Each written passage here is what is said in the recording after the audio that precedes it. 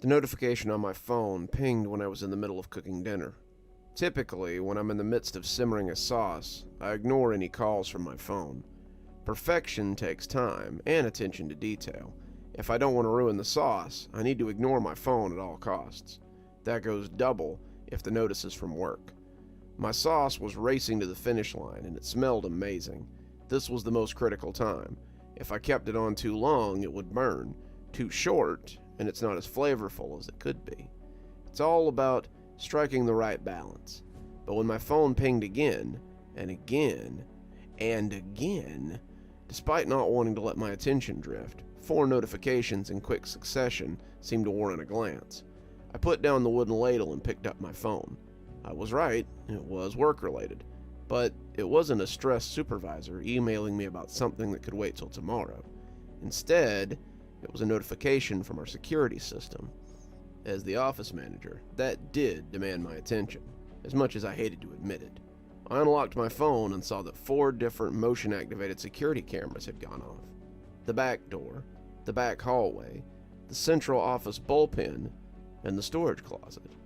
It was as if someone had walked through the back door, made a beeline for the storage closet, but had never come back out. What the hell? I mumbled to myself. Then I heard a hiss behind me.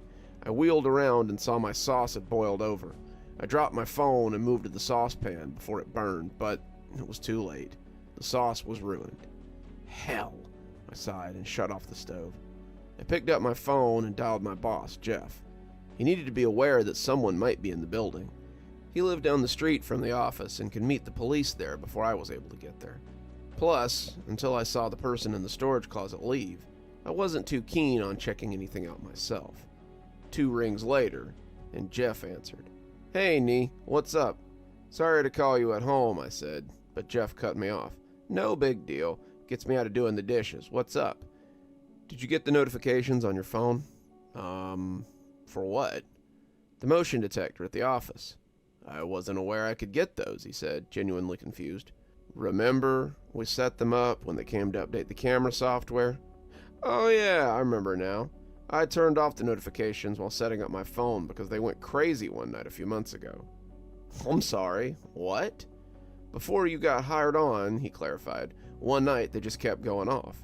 I went to the office, but there was nobody there. I think they were malfunctioning." "What about now?" I asked. "Still think that's the case?" "Let me look at the video," he said. "Can I call you back?" "Sure." I hung up and slapped my forehead. The videos. Why hadn't I looked at the videos before calling him? I glanced back at my ruined sauce and shook my head. I had been so preoccupied with the sauce boiling over, I forgot to check them out. I needed to fix that.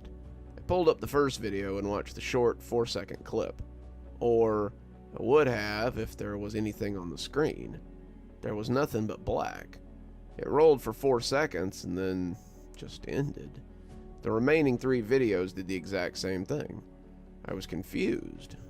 I knew the cameras worked because the main console was in my office. I had access to all of them, but none of those videos showed anything. I chalked it up to a bug in the software and made a mental note to call the alarm company and check for an update. My phone rang again, and it was Jeff calling back. "Hey, were your videos blacked out as well?" "Yeah. What the hell caused that?" "Maybe it's time for another update? Think the footage is available on the Eye in the Sky?" Eye in the Sky was what Jeff called the security system console. I knew what was coming next. "Maybe," I said, trying to deflect. "I mean, probably. Should we go take a look?" There it was. Jeff wanted me to join him at the office. I put the phone away from my face and cursed under my breath. I sighed and returned to the call. "We could, or we could just call the police and have them check it out." "Why not both?" he offered, in a voice way too cheery for the situation. "How long will it take you to get here?" "About 15 minutes or so," I said, less than enthused. "Okay, I'll meet you there. I'll call the cops so they can meet us there too." "Sounds great," I lied. "Perfect. See you soon." He hung up, and I resisted the urge to just chuck the phone into the nearest wall. In normal times, I'd dread heading back to the office after a long day, but this was worse. A potential person hiding in the supply closet. No thanks. I'm not a fighter, but Jeff is even less of one. If there's someone there, we were basically useless. I sighed and made a mental note to update my resume. 15 minutes later, I was pulling into the empty parking lot of the office. Our building was only about 10 years old, and Jeff had bought it outright at an auction. The previous owner had paid to build the place, and then just skipped town. No one had heard from him, and eventually the construction loan came due. It went up for auction, and Jeff had snapped it up. The building was a run-of-the-mill office as far as they go. A single-story rectangle with a storefront window facing out on the busiest street in town. Jeff thought we'd get more street traffic at this location, but that never really panned out. The parking lot was a cramped afterthought that just sat behind the building. Most days you need the Bartholomew Diaz navigation skills to get your car in and out, but that wouldn't be an issue tonight. I saw Jeff's big-wheeled raised truck parked near the back entrance. The fact that Jeff drove such a thing just seemed ridiculous. It was made for off-roading, but Jeff was a notorious neat freak. It was too big for the lot, but Jeff liked to stand out.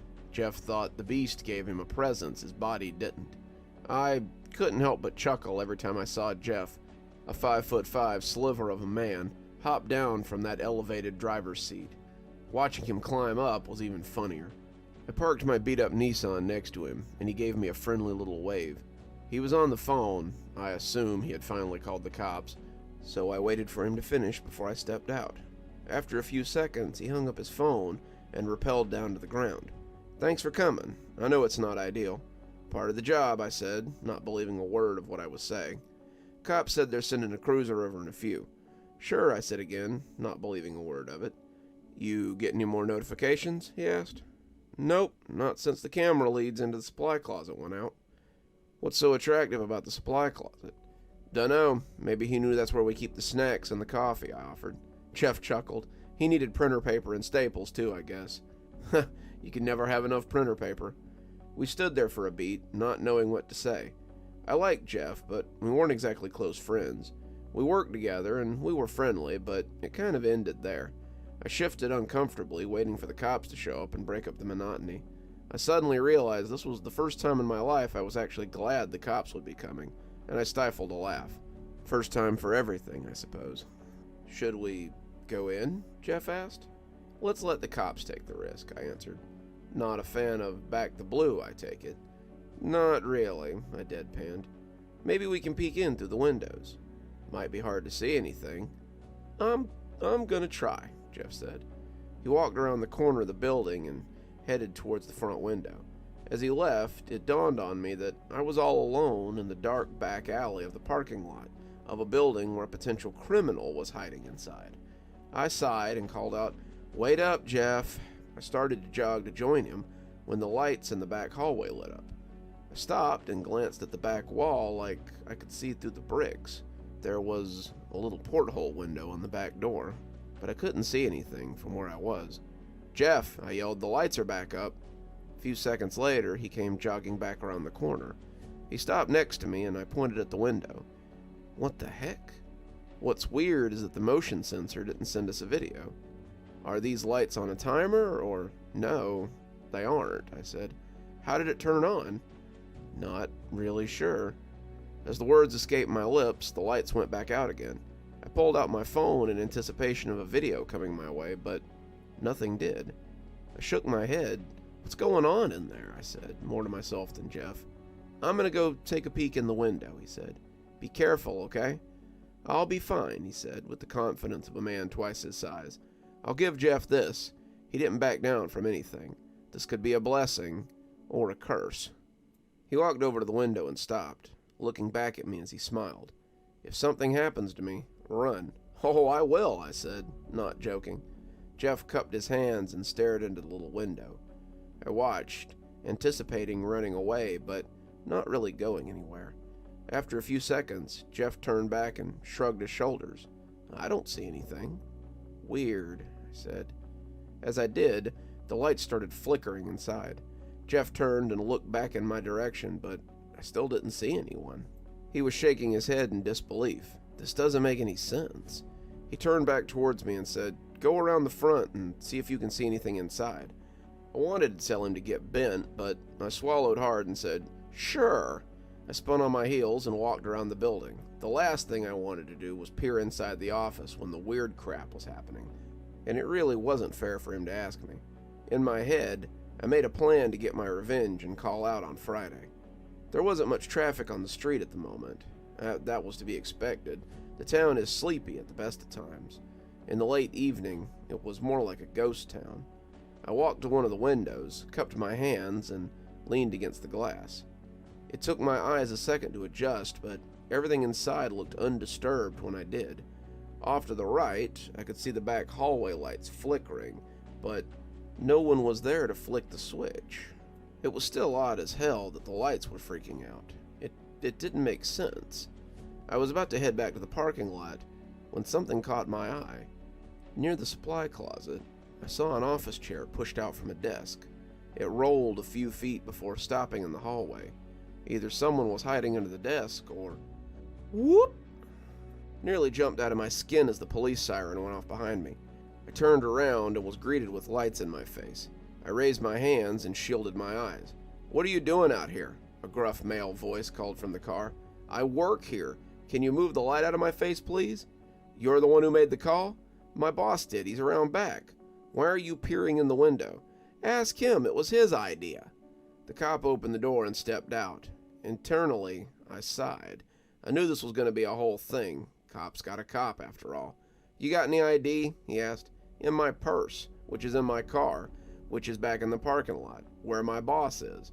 "No need for the attitude, ma'am," he said. "We got a call that someone was possibly inside the building."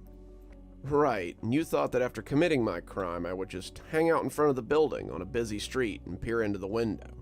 "I'm gonna need you to step away from the building," he said. I shook my head. Of course, I thought. Before anything could go any further, Jeff came jogging around the corner and hailed the cop. "Hey, sorry, I'm the owner. We thought we saw somebody inside. We were just taking a look." "Have you entered the domicile yet?" "No, we were waiting for you," Jeff said. "We weren't sure if there was anyone inside, so we weren't going to take any chances." "Understood. Did you see anyone enter?" "Our motion sensors went off, but the footage was blacked out." "Affirmative. Who has the keys to the location?" "Just me and Nee here." I nodded at the cop. He looked away and back to the building. "Anyone tried to break in before?" "No." "Any signs of forced entry?" "Not that I could see." "Nee?" "None." The cop turned and faced Jeff with a serious look on his face. He pulled out his gun and flashlight and nodded to the door. "Can you let me in so I can take a look?" "Yeah, sure," Jeff said, pulling out his keys and unlocking the front door. The cop and I locked eyes for a beat. I smirked. "By the way, domicile means a place of residence, in where you permanently live. This is an office building. Nobody lives here. Just a heads up for next time." The cop looked away and grabbed his gun and flashlight. Jeff held the door open, and the cop walked in. Initially, I stood back and watched as the cop walked through the office, flipping on lights and switches as he went. But then I noticed Jeff starting in after the cop, and I grabbed his arm. "What are you doing?" I whispered. "Any area he walks through is clear. I want to follow him to see if anything's amiss." He wouldn't know what our office should look like. Neither would you, I thought, but didn't say. Jeff was here a few days a week, hobnobbing with clients on the golf course, coloring the rest of his days. But I wasn't sure if he was ever truly present. He always seemed to be going 1,000,000 miles an hour. Would he even know if something was out of place? Maybe, but maybe we just let this guy do his job? Suddenly, all the lights went out in the office.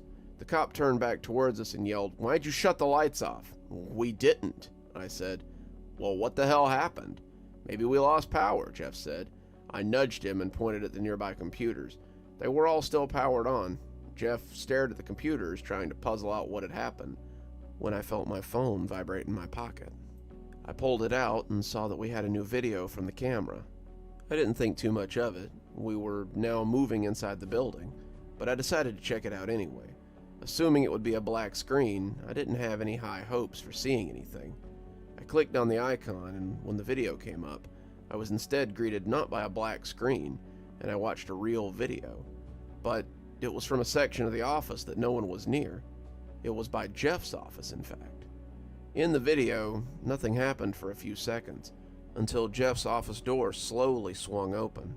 The video shut off just after that, and I clicked it again and watched it again. Then again, I scanned the edges of the screen each time, looking for anyone who had snuck in, but I didn't see anyone. "Jeff," I whispered, "did you check your phone?" He shook his head no. I handed him my phone and watched his face as he saw the door swing open. His face turned white. "Did you see that? The door opening?" "No, the face." "The what?" I said, confused, but Jeff just ran over to the cop. "Officer, I think there might be someone near my office. Look." The cop looked back at the phone and then up at Jeff. Jeff couldn't help but smile. "I think they're by my office." "Where was the rest of their body?" the cop asked, his face getting whiter by the second. "What are you talking about?" Jeff answered. "There was just a face, but where's the rest of them?" "In my office, probably." The cop reached under his uniform and pulled out a small cross hanging from a necklace. He held it in his fingers and quietly whispered some prayers. The tough guy demeanor he had arrived with had washed out like the tide. He was just a quivering bundle of nerves at the moment. Not that I could blame him. I don't think anyone's in here," he finally said out loud. "I think it was equipment malfunctioning." "We should check, right?" Jeff asked. "Can you call for backup?" I suggested. I could, but I don't think it's warranted here. "Can you at least come with us to check out my..." There was a sound of someone running from Jeff's office towards the central bullpen. We all turned in that direction, but didn't see anyone running. We heard it, though. We all heard it. As quickly as it arrived, it went. We were all alone in the dark and quiet office, utterly perplexed. I don't know what that was," Jeff offered, breaking the silence. "I think maybe it was the building settling, or street traffic." "That was a ghost," the cop said. For the first time in my life, I was inclined to agree with law enforcement. We should go," I said. "I don't think there's a threat here that can't wait until morning." "I think she has the right idea," the cop said. "We should at least check the storage closet, right? I mean, someone set the sensor off when they went into the closet, but never set it off again, so either someone's in there or the camera's on the fritz." I saw the look in Jeff's eyes. He was going to check regardless of what we said, and I nodded. "We can go look. Worst thing, some deranged psychopath jumps out and stabs us all. Best case, it's a ghost. Where's the downside?" The cop looked like he was going to vomit, but he wasn't going to leave. He was holding his cross in his trembling fingers and muttering a prayer, but he stayed put. We walked down the hallway towards the supply closet, not knowing what to expect, but finding dread all the same. We stood outside the door, and the lights in the building started flickering again. I sighed. "Probably a good sign," I deadpanned. Jeff didn't vocalize a response. Instead, he just grabbed the doorknob and twisted the handle, and pushed it open. I glanced over the cop, who had closed his eyes as the door came open. If it wasn't for the severity of the moment, I might have laughed. "What the hell?" Jeff said. My attention snapped back to the closet, and my jaw went slack. Jeff turned to me and asked, "Is this a sick joke, Nee?" My heart started beating like it was in the middle of a nightly jog, though my legs were cemented to the ground. If I had had my druthers, I would have listened to my heart and broke out into a sprint. On the floor in front of us were 36 pins laid out to spell one word: Nee. "The hell?" I whispered. "Is this a joke?" Jeff repeated. "I didn't do it," I said, trying to find my bearings. "If I did, you would have seen me on the video." "Not if the video wasn't working," the cop added. "The videos that got sent to the phone weren't working, right?" "No, but why would I do this? I've got no motive for this." "Maybe you want something else? A raise? Though this might be a way to get it," the cop said, truly throwing darts at anything. It was clear that his fear had been replaced with embarrassment and growing rage. "That makes no sense. Jeff, you can't honestly believe this crap. I didn't even want to come down here tonight. I ruined my sauce for this nonsense." "But why your name?" Jeff asked. "Don't think I'm wondering the same thing." "Do you know it's a crime to file a false police report?" the cop said, regaining his bravado from earlier. "Bitch, no one's filed anything yet. Watch your mouth." "Guys," Jeff said, trying to calm things down, "I don't need some asshole sweating me while I'm already dealing with some next-level ghost crap, okay?" I yelled, pointing at the pins. Just then, all the power in the building went out. We were swallowed in darkness. If I wasn't horrified, I would have unloaded the snarky comment I had in the chamber. Instead, I was paranoid that something evil was in the room with us. "Nee," a disembodied voice said near my ear, confirming my feelings. "I see you. I always see you." I snapped around, but there wasn't a soul there. "Did you hear that?" I asked. "No," the cop said. "Me either," Jeff said. "Someone said my name." "Come on," the suddenly brave cop said. "I don't buy any." The power came back on. You could hear all the computers restarting at the desks. The lights over us turned back on too, but they were dim. I found that odd, as none of the bulbs were on dimmers. "Nee," the voice said. "Did you hear that?" I said, my eyes wide with fear. "You feeling okay?" Jeff asked sympathetically. "I'm fine," I snapped. "How are you not hearing?" "Nee, watch the floor, Nee," the voice hissed, drawing out my name. Before I could tell the others, I saw the pins that spelled out my name rolling to take the shape of an eye. Stunned, I pointed down, but before the cop or Jeff could look down, the pins flew away. "Did you kick those?" the cop asked. "Ah!" the voice screamed directly behind me. "What the hell?" I yelled out as I fell into the closet. The cop and Jeff also stepped deeper into the closet until we were all crammed inside. The door slammed shut on us, and the lights blinked out again. We heard footsteps running away from the closet, down the back hallway and out the back door towards the parking lot. We heard the door slam against the wall as whoever it was almost ripped it open, but then there was quiet again. For about 2 seconds, the cop grabbed the handle and ripped the closet door open. He went at a full sprint, calling over his shoulder for us to call a priest. He got back in his squad car, hit the gas, and just like that, he was gone and guaranteed to never come back. Jeff helped me up. His hand was clammy, and I thought I might lose grip of it. We stood there for a beat, unsure of what to say to each other. Finally, I broke the silence. "What in the hell was that?" I'm not 100% sure," Jeff said, but what?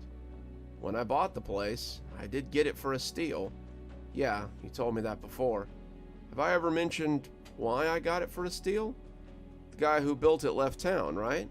"Well, that's not actually the story." "What do you mean?"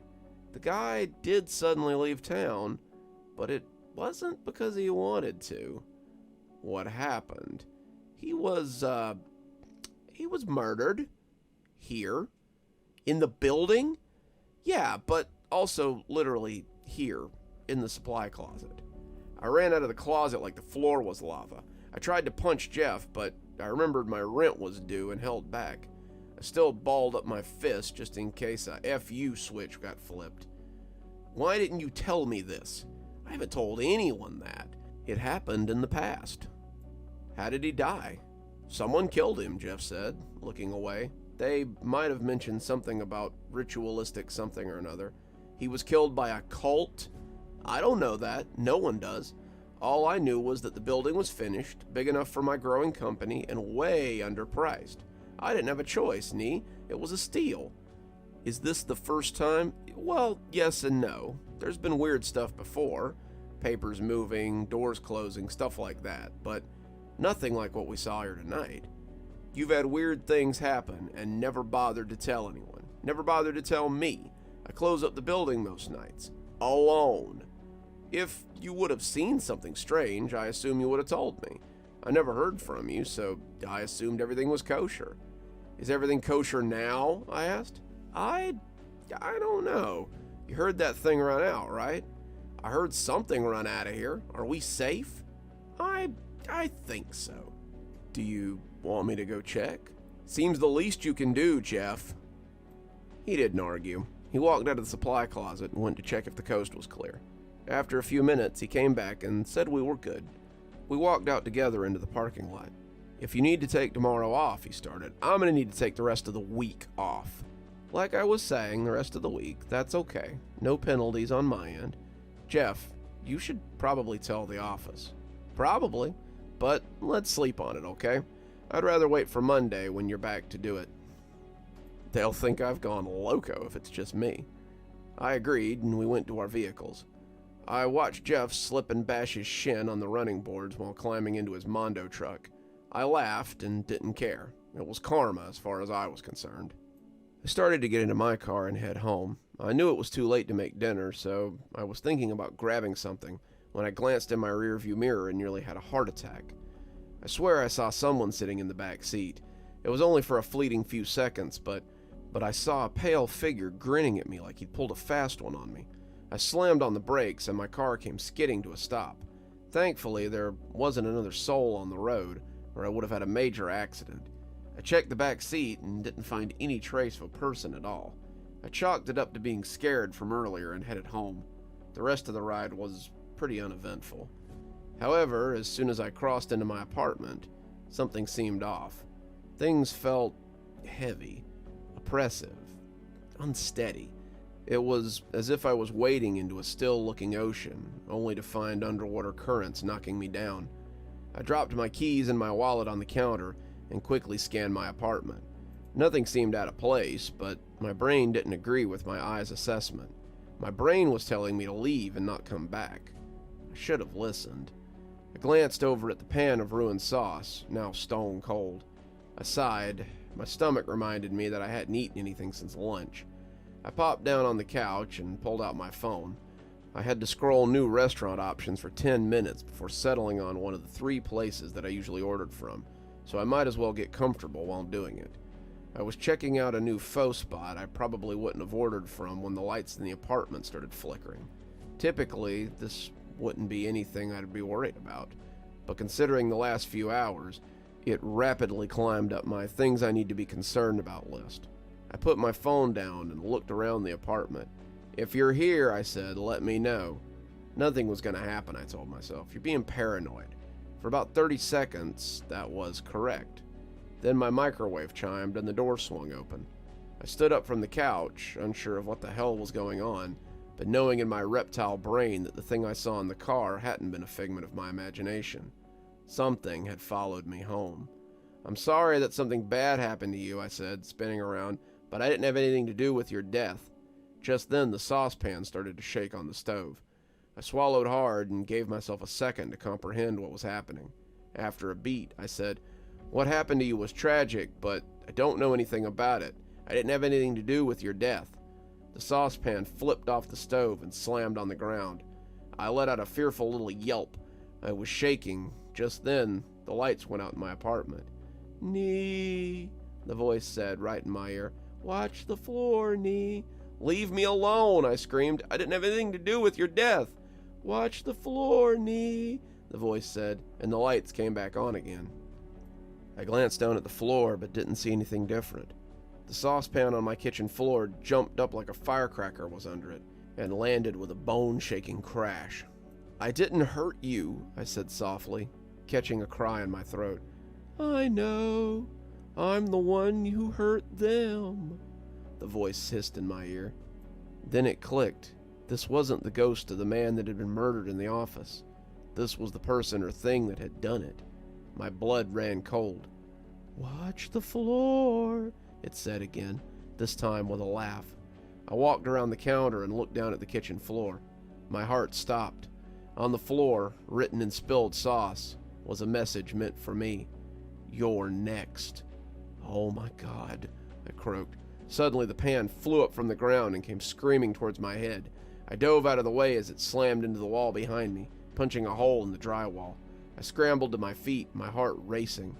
The laughter started again and it filled the room. I saw a knife and my knife block beginning to shake. I grabbed my car keys and wallet and bolted for the door. I heard the knife plunge into the wall as I slammed the door behind me. That was several hours ago. I'm not sure where to go or what to do. I need help, and I don't know who to turn to. The thing, whatever it is following me. I don't know why or how it chose me. I'm not even sure if it's here with me now. It could be hiding, waiting for a moment to attack. Pray this thing stays away from me. Pray that I stay safe.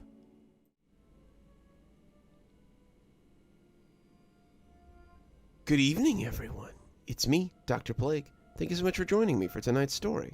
If you enjoyed tonight's story, why not go ahead and subscribe if you're not already subscribed? Maybe hit that notification bell so you don't miss any of the spooky stuff we do here. If you'd like to get a copy of my latest book, there's a link below. Or if you'd like to support the show more monetarily, you can always come down to Patreon. I have many tiers. I'm sure you'll find something that interests you. If you're interested in my books, I always recommend my Ghostly Reader tier.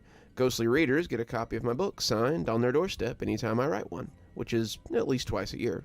Patrons always get their spooky a little bit early so they can enjoy them before that night's premiere. And speaking of patrons, let's go ahead and thank them. Thanks to Janet and Winters for being our Spooky Skeleton tier contributors, and thanks to Xaronana, Emily Coltsfoot, Martha, Marianne Schuler, Jennifer Damron, and Tyler Parker for being our Ghostly Reader tier contributors. Thanks guys, we just couldn't do the show without you. I'm sure by now you can see some videos appearing at the end here. If you think you might like a little more spooky, why not go ahead and click on another one? I'm sure you can handle a little bit more. And as always, thanks for stopping by. Dr. Plague, signing off. Have a wonderful evening.